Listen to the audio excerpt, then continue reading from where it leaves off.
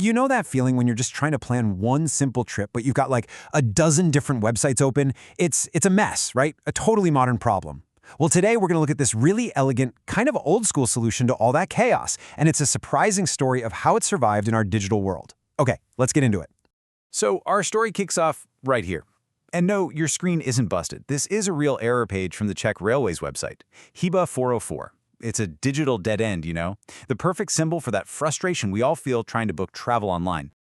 I mean, let's be honest. We have all been there. You're trying to stitch together a trip, say from Paris to Prague, maybe pop over to Vienna, and boom, you hit a wall. A broken link, a page in a language you don't speak, a schedule that just spins and spins. It's kind of the big paradox of our age, isn't it? We have all the information in the world, but somehow zero clarity. All right, so here's the plan. We're going to start with that digital dead end. Then, we'll dig into the Traveler's Bible. There was a solution for more than 100 years. We'll ride the night train, see how this guide almost disappeared forever, and then the comeback story. It's a good one. Okay, so first up, a digital dead end. This is all about that feeling of being lost in a sea of information. So what in the world does Chyba 404 even mean? Well, it's just Czech for error 404. The full message literally says, "We are sorry, but the requested page was not found." It's a very polite way of saying, yeah, you're lost. And that's the thing, right? Every country's railway has its own website, its own system, its own little quirks. Trying to piece it all together is like trying to build a jigsaw puzzle with pieces from 5 different boxes. But you know, it wasn't always this complicated. So let's jump back in time. We're going to leave the problem behind and look at a really elegant analog solution. This is where we get to meet the hero of our story. I mean, really think about this for a second. Before any apps, before websites, how did anyone plan a train trip across multiple countries? Imagine sitting in London trying to figure out trains through France, then Switzerland, then into Italy. The complexity is just mind-boggling. The answer was this: the Thomas Cook European Timetable. Yeah, that Thomas Cook, the guy who pretty much invented modern tourism. This was a book printed every single month that had basically every important train schedule for the entire continent. It wasn't just an app, it was like an oracle. It was the one single place you could go for the truth. Generations of travelers relied on this thing. And just look at this timeline. It really tells the story of how tough this thing was. It started all the way back in 1873. The only time it stopped was for World War II. That's it. And then it just kept on going all the way to 2013. We're not just talking about a book here. This was an institution that survived massive changes in the world. And this wasn't some hidden gem either. Experts, like the travel editor Stephen Birnbaum, called it the most revered and accurate railway reference in existence.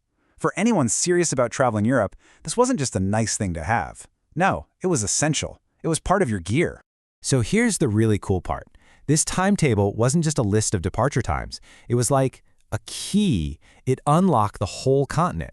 It made these huge, complicated, even romantic journeys actually possible to plan. Take the EuroNight network, for example. These are these awesome overnight trains that connect big cities all across Europe. Now, just try to imagine planning a trip that leaves, say, Germany at 10 p.m. and gets you into Italy the next morning.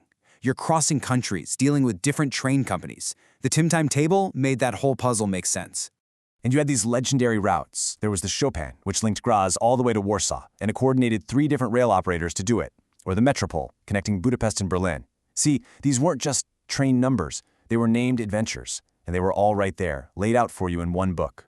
And it didn't stop there. The book even broke down what kind of seat you could get. Everything from a standard seat, kind of like on a plane, to a couchette, which is basically a bunk bed, all the way up to a proper sleeper car with a real mattress. So you could plan not just where you were going, but how you were going. But, well, we all know what happened next. The world went digital. And this is the big turning point in our story, where this analog hero had to face a brand new digital world. The year was 2013. In August, after 140 years, Thomas Cook just pulled the plug. They announced they were shutting down their publishing division, and just like that, the timetable was gone. And look, on the surface, the logic made sense. The entire world was moving online. We had apps, we had websites, the same ones that give us those 404 errors, sure, but that was the future. Who on earth was going to buy a giant 600-page book of train schedules anymore? It really did seem like a relic. So that was the big question, right? Was this really the end? Was the Traveler's Bible about to become just a museum piece? Knocked out by the very technology that was supposed to make connecting easier? But then, something pretty amazing happened. The story wasn't over, not even close. Which brings us to our final act, a timetable reborn. Get this, the actual team, the small group of editors who put the book together every month, they just refused to let it die. They knew it was still valuable. So they got together, formed a whole new company, and only 7 months after Thomas Cook shut it down, the first new issue of the European Rail Timetable was published. And they didn't just bring it back. They updated it for today. So now you can get a digital version every single month. But for people who love that feeling of holding a map, they still print these big, beautiful summer and winter editions. It's really the best of both worlds. It even still has shipping services and guides to scenic routes.